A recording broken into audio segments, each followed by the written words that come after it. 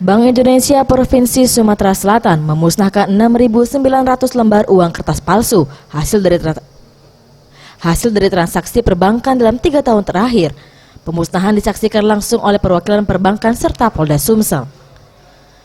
Kepala Bank Indonesia Provinsi Sumatera Selatan Yunitares Misari mengatakan, dari temuan uang palsu tersebut yang terbanyak adalah pecahan nominal 100.000, yakni sebanyak 3.662 lembar.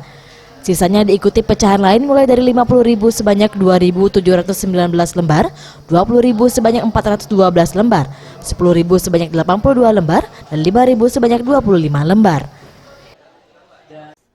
Kita ketahui tadi jumlahnya ada 6.900 lembar dan yang terbanyak adalah pecahan 100.000 rupiah. Upaya kita untuk mengedukasi dan mensosialisasi masyarakat untuk meningkatkan awareness ya, kesadaran masyarakat akan ciri-ciri keaslian uang rupiah, sehingga masyarakat juga dapat mengidentifikasi bila ada menerima uang yang diragukan.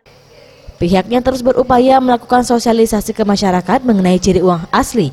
Hal ini dilakukan agar peredaran uang palsu ini dapat diantisipasi sejak dini, serta mengajak pihak kepolisian untuk mengungkap kasus tersebut. Tim Liputan Sriwijaya TV.